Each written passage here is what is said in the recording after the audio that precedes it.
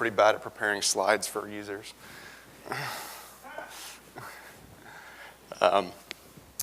So the role of open source and open standards. I wanted to just give a kind of a story or timeline of kind of how open source leads and open standards lead into open data.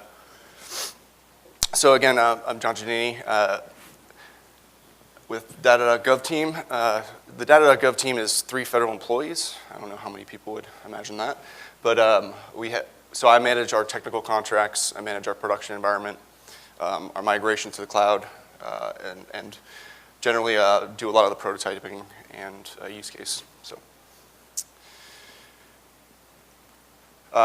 as of 2 weeks ago, I've actually expanded my role a little bit. I've been asked, the GSA has now started another line of service. Those not familiar, General Services Administration manages all the federal buildings, manages the federal acquisitions services, so pens and paper. And now we have a new service, which is called the Technology Transformation Service. So as a result, I'll be kind of advising on these systems as well. So kind of just taking a step back here, and we all face this, why is open data by default difficult? And it really revolves around kind of the manual processes and the people-centric processes that are not standardized and generally do not automate. So emails and the like. And really the core issue is the point of collection, right? And we don't have a consolidated point of collection. We don't have standardization. It becomes impossible. Is that? And it's really not about a technology problem. Technology is the easy part. It's about kind of the cultural change, the awareness, and sometimes, in order to, when you have this mandate, as we did with Data.gov and coming in about having been at GSA in about a year, I've inherited this. But 3 years ago, when the original memo came out, the executive order requiring federal agencies to inventory their federal data assets, really, in order to force that mechanism, we needed to implement a standard and make it standardized. So there comes in Project Open Data. Again, these are not meant to read, so I'll talk to these. So Project Open Data is a standard. It is based on the DCAT standard, for those unaware, the W3C established in schema.org. It is derived from those same attributes. And in the process of this, we require every federal agency to maintain their own assets. So we have a federated model. We rely on that so that we're not overburdened with managing how many data sets that we have. Each agency is responsible and delegated. And what really the mechanism there is that each agency produces a data.json file.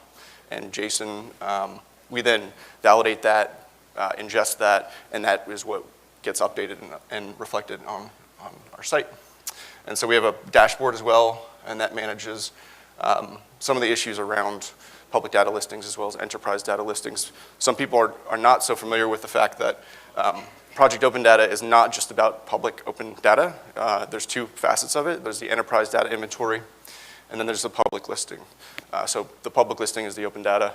And also, we do push agencies to inventory their enterprise data, so that could be classified or sensitive, but just the metadata that even that data exists is really the point of that. So again, not meant to read. So right now, we're just teetering on the edge of about 200,000 data sets, and this is a nightly harvest, so the data gets refreshed nightly. And again, this graph here really just shows that we're basically harvesting, I think we're about 270 odd endpoints. So some of these endpoints are this data.json, the official federal Project Open Data, but in order to kind of take up the federal legacy geospatial data, we do also harvest what's called a CSW service, which is the Open Geospatial Consortium standard for web catalog, basically, for their metadata assets. So we do ingest both those sources of information to give you the 200,000 data sets. And we work very closely with the geospatial platform that is managed by the Federal Geographic Data Committee, and we do work quite closely with them on our data catalog. One element of Data.gov that is, we were one of the first projects that were kind of completely open source. Everything we've done, including Project Open Data. Actually, Project Open Data was the first federal memorandum whose implementation was actually completely open source from day one. So all of the implementation guidelines, the comments on our standard, the comments on the implementation and the mechanisms to do that were all open to the public to comment, open to agencies to participate. And so Data.gov is the main core site is the catalog I was showing you before is CCAN. CCAN is a open source project that was started by the Open Knowledge Foundation, used by many governments as their open data portal. We also have WordPress, and we also are getting into providing more of a shared service and doing things like planning on offering GeoNode as a service. GeoNode is a geospatial data catalog that has the CSW endpoint that we can harvest, and that is also open source. And JCAN, which we're working on. How many people are here familiar with the concept of a static website? Okay. Static websites are really important. Everyone should do their homework on static websites. It's basically you take a flat file, a static file, individual entries, and then when that site gets built, that site generates the data from those static files. So it's not a live website. Most of the times you have a running website. There's a server behind it. Static websites, there's no servers behind it. It's just serving up HTML. But what we've been able to do with that is each individual page in this basically compiles into one collective JSON object that we can then harvest. So it produces the data.json file from a number of what are called YAML. YAML is a derivative of JSON. And there was a really interesting blog by Elman Fields on kind of the government open source ecosystem. We're housed within GSA, and as I mentioned before, the Technology Transformation Service is a new service, but really what it did is combine our former Office of Citizen Services and Innovative Technologies, which housed things like USA.gov and Data.gov, with 18F. How many people are familiar with 18F? One? Okay. So 18F is another really interesting use case. They basically brought in, they had special hiring authority to bring in engineers from the private sector. So these are kind of developers that are embedded into federal government and actually serve as kind of have a business model recovery. So they actually bill other agencies for their services. And we also have the Presidential Innovation Fellows. So that collectively is the Technology Transformation Service. And so if you look in the purple, I know it's really hard to see, but 18F, GSA, and Project Open Data are some of the largest contributors in the government ecosystem. And this government ecosystem includes UK, Australia, and a couple of other governments. So we're huge participants in the open source kind of government movement. So why open standards? If that's not obvious, let me tell you a story, previous life. So I've been a federal employee for about 8 years. My background is geospatial mostly, and also environmental. So I had previously worked for the White House Council on Environmental Quality. And when I came in many years ago, I joined, and I was basically tasked with creating the final report on the implementation of the Recovery Act. Everyone's familiar with the Recovery Act and the funding. So the funding that went towards infrastructure projects of all different varieties, everything from wind turbines to bridges to rail tracks improvements and pipelines. To give you some context, what I worked in was called the National Environmental Policy Act. So any federal project that gets funded has to go through an environmental review. That environmental review is called the National Environmental Policy Act. And so we had to report on a progress for every review for all of the spend under the Recovery Act, on a certain section of the Recovery Act. So $312 billion covering just short of 300,000 projects across 94 federal agencies, and I was responsible for kind of doing all of the data collection for bringing this in. And this is kind of really when the lesson learned, or kind of my experience and why open standards are important, is that there was no open standard. So the amount of effort that went into us doing that in all-nighters of many interns to consolidate those data reports and to pull together kind of a consolidated report was just tremendous. And so when you think about open standards, it's really about the potential. And so just for some figures here, there's a number of tiers of types of environmental reviews, and the environmental assessment you could think of like one wind turbine. An environmental impact statement would be, you can think of it like 300 wind turbines. So generally, if you average all of those out, and the percentage of environmental impact statements is only about 0.4%, but each individually, if you average them, is about a $6 million investment by you. And just to give you a sense of what that looks like, that's 0.4% of the projects that we were dealing with, everything from dredging projects to restoration forest projects to Army Corps of Engineers and offshore wind turbines and really just the full gambit of what federal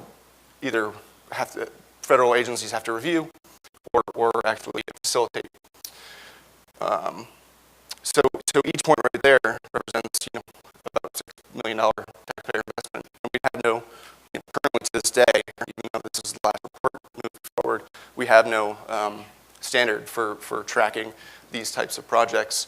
So you could think of all of these too as, when the Forest Service does a restoration project, they usually do a number of field surveys and all of that. So that money is not just going to waste. Sometimes it is going to data collection, and quite often it is. So think about the potential for us to tap kind of the data that lies in those projects, and really what each of these produce is a PDF that really just sits on the shelves. So it's a sad thing, and it really shows kind of what a potential use case of open standards can be applied to. So why open source? Besides the obvious, one thing that we've noticed, and especially with a small team, is that when you're prototyping, you have a problem, and in order to prototype that problem, if you went to the traditional government acquisitions process and security process, you wouldn't be able to even touch that problem for a year or two. So we have availability to do kind of what are called pilots or prototypes, and those don't go through the same rigorous process that other actual systems, quote unquote systems that are under FSMA go through. So open source really helps in this process of kind of ideating, innovating, iterating around the problems faster, fail fast, experiment, and then leverage what has been done before to kind of test out your use case. It doesn't have to be, when you get to the final solution, you have an understanding of what you need, then you can do a better assessment of whether open source continues to be a good solution or a vendor offers a better service. And they very might well do that. So this is just a couple of prototypes, specific examples of in the last year of projects I've been pulled into to kind of help do this pilot phase, really do consulting with stakeholders. So I was involved in the Federal Citizen Science and Crowdsourcing projects. There was a memorandum by the Office of Science and Technology Policy that basically required reporting of federally funded citizen science projects. So this was basically one day. We took this together with stakeholders, and we were looking at attributes, looking at displays, and this eventually became, CartoDB. So it's not really just open source is the solution to all of your use cases. It's just that open source allows you to rapidly prototype. This is JCAN. I was talking to you before. Actually, JCAN was modeled after CCAN, which is basically a data catalog again, at the metadata level. And this was started by this is a project started by the CDO of the Philadelphia government. And we at GSA forked that project and did some experimentation with with stakeholders and public members of the public to get feedback on kind of what a service like this would provide. And so this took us about a one-week investment to basically leverage something that was already being worked on. And this kind of helped, in a lot of ways, kind of formulate what makes sense for a very lightweight data catalog. This prototype, again, it went kind of, the citizen science effort was kind of twofold. There was one project to catalog the existing investments, and there was also another project to kind of work on a schema, work on a standard for future reporting. And so this is ongoing, and it hasn't really made it kind of its way out, but we wanted to, going back to the example I told you before about the potential of some of those environmental reviews and leveraging those is, when you establish a standard, you can extend that standard to, specific use cases. This is a really interesting project. It's called JSON Editor. It basically takes a JSON schema and then creates an HTML form. So if you wanted to kind of work together with your stakeholders on thinking about how, what attributes do we need, what form types do we need, what attributes, can I extend it, can I, it really helps when you're thinking about a schema not to do it as an XML document or not to do it as a JSON file.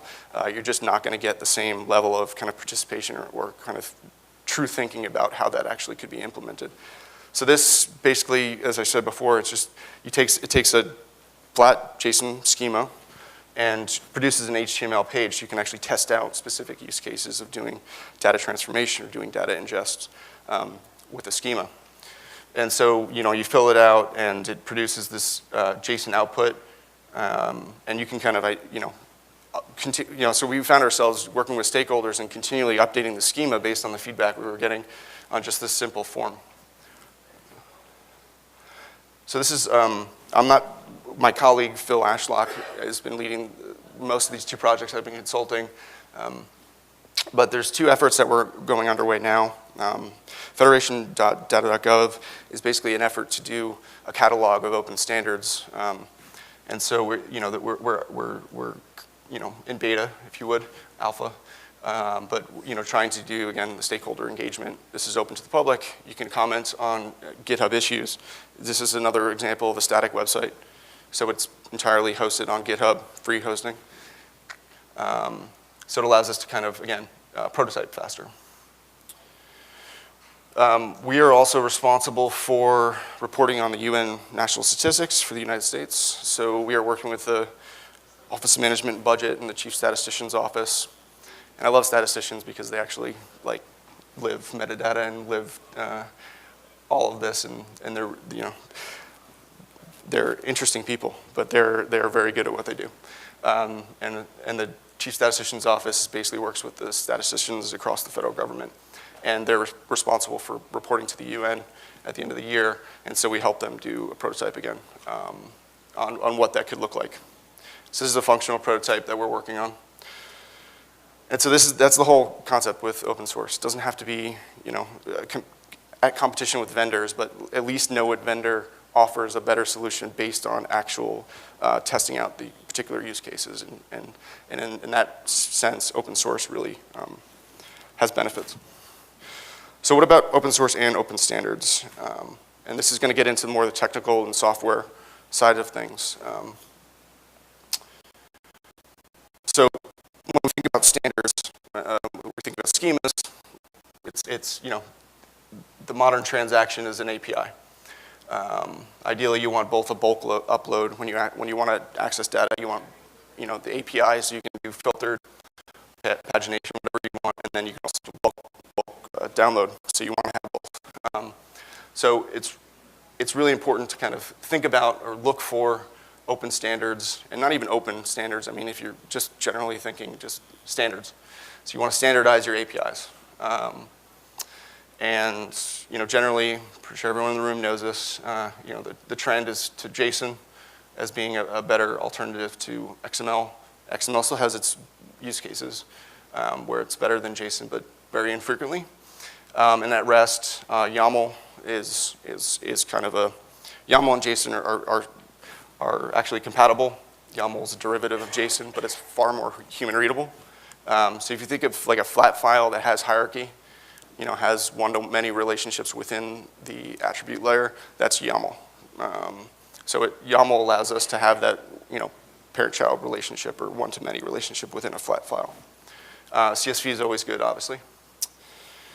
And so I didn't even talk about this, but I think, the president of this is that Jeff Bezos, in his infamous 2002 memo, basically required his teams to stop integrating into their database because they were just, I think they had basically crashed the site around Black Friday in about 2002. So as a result of that, when it comes to system architecture, he basically said to his teams, you're now just going to produce an API and you're going to integrate to other services and other teams through that API.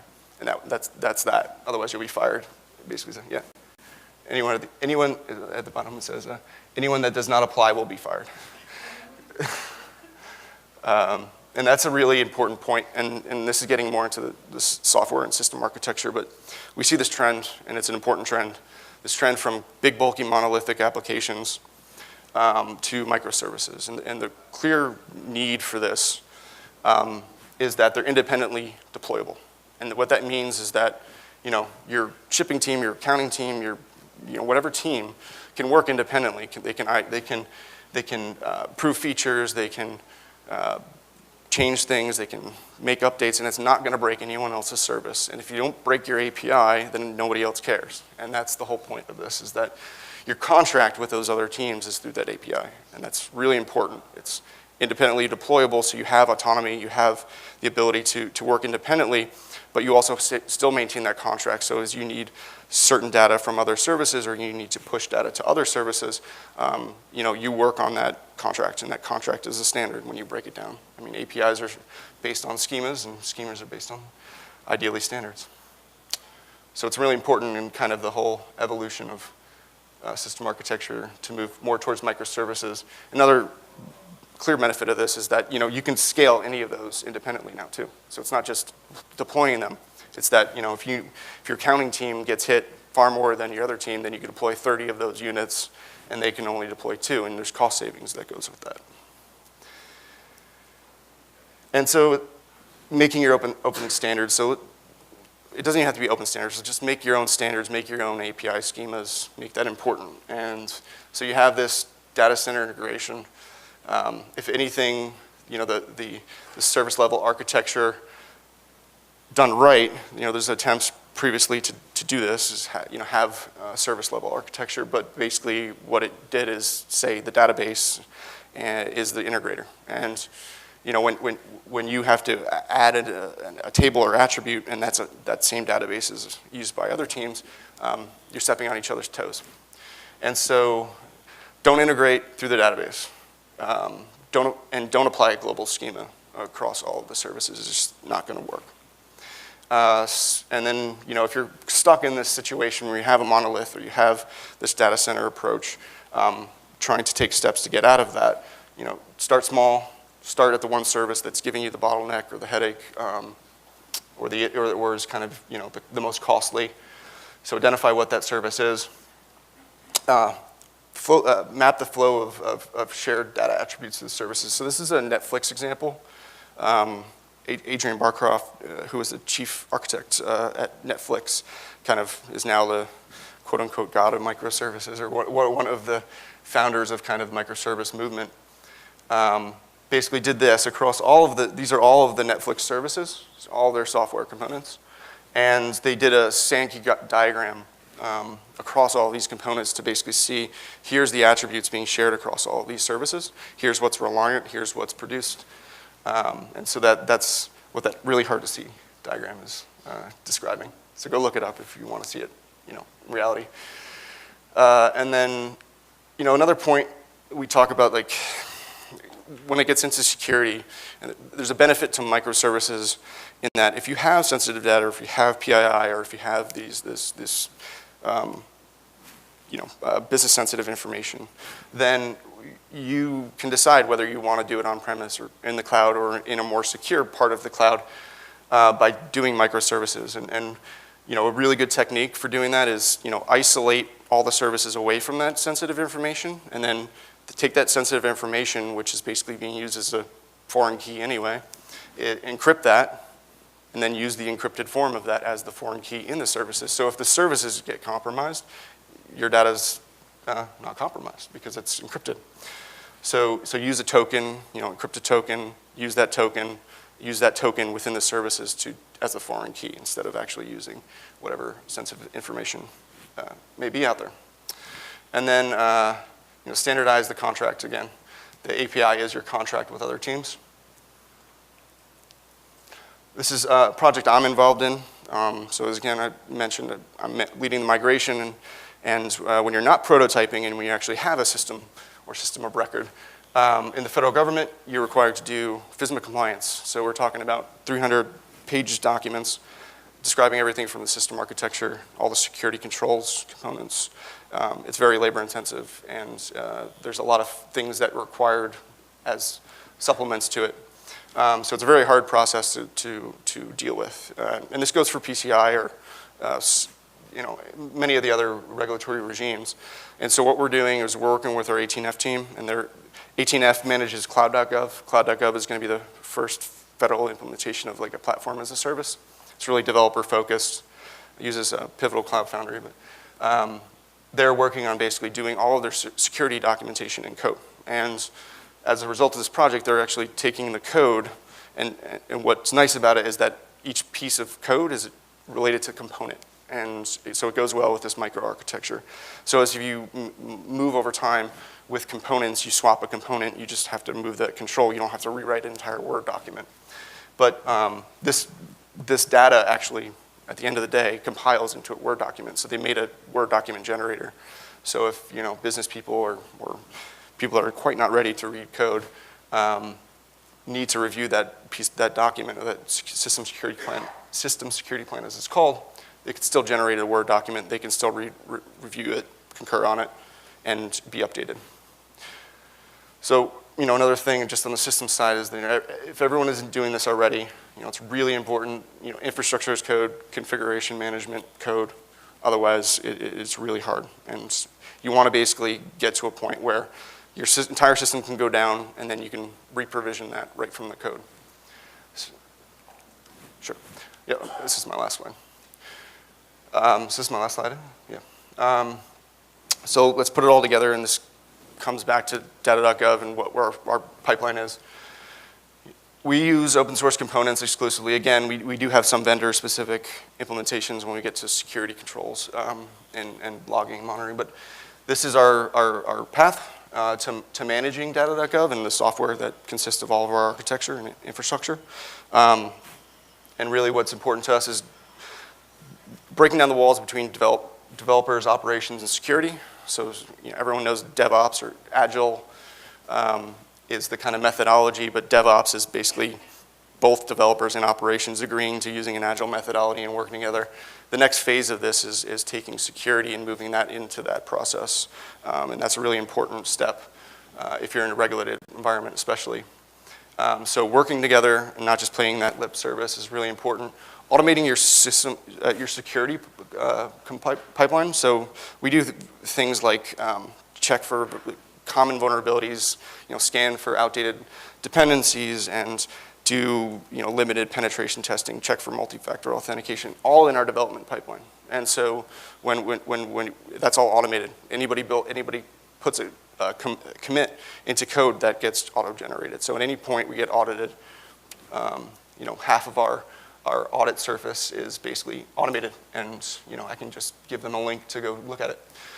Security compliance as code, and just as importantly, configuration management, and whether it's Docker container or more traditional just VMs, use configuration management. So we use Ansible. Doesn't really matter. Any of the modern configuration management solutions will work. It'd be better than nothing. And we're not there yet, but we're working towards basically doing chat ops, and that's going to scare a lot of people, especially in the security realm. But we use Slack to communicate with our teams, and so instead of having emails that I have no idea what context, or I can't read your emails and I shouldn't be able to read your emails, But if you're doing business that's related to somebody else, if you have continuity issues, you have turnover issues, you have knowledge management issues, use chat. Stop using email, because the people coming in, onboarding, they can just do search terms and find all of that information. And what we're able to do is basically use a bot to run our configuration management solution. So we can re-provision a service. We're working on basically using Terraform to basically provision AWS or Azure, and then using Ansible to then provision those instances. And if we want to query or stat a particular server, we can do that through our bot. And that's something that we're testing out now. So that's kind of bringing it all together. I know that was very tangential, but it was my attempt to minimize the slides, but bring it all together. So I'll open up to questions. Sure. On the microservices topic, one of the drivers to microservices is to keep data private, so that when you're doing development, you don't have to worry about exposing it either as an interface or at all. So the thing is some of our organizations have this tension where microservices means less data in total. So I understand that you're wanting to sort of survey the universe of data, but as things move to microservices, how do you work with microservice developer to say, hey, you need to expose this data? I know you weren't planning on it, or you'd like to have these APIs, or is there a risk that data will just become private to microservices here? Well, I mean, that's a call on your architecture. But I would say generally, if you wanted to say, here's my one most secure place, then you would expose that only to an API. You'd have various methods of authenticating those microservices to that API.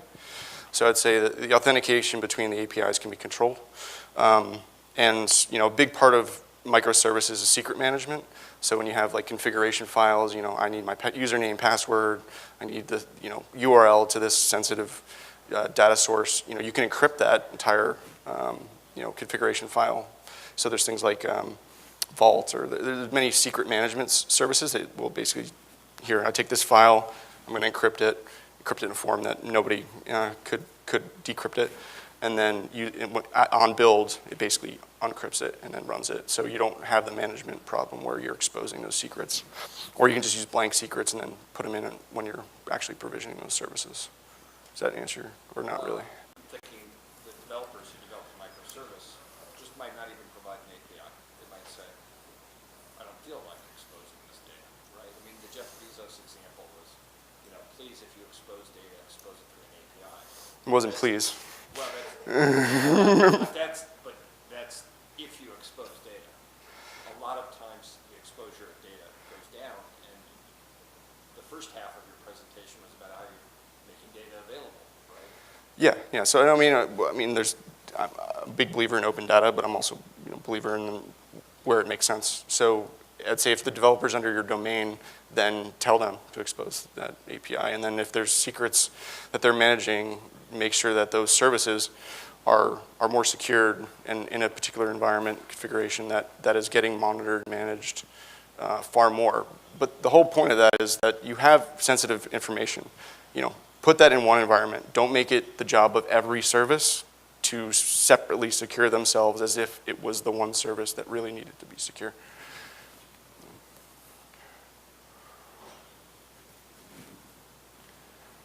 Mainly. Any other questions? All right. One more. One more? So one more in the back. Just wondering, all these best practices, this full stack, do you intend to make them open source as well? So say, I want to build like something similar in our organization. Yeah, so I mean, actually Data.gov, if you go to GSA, github.com/GSA, every piece of our stack is open source.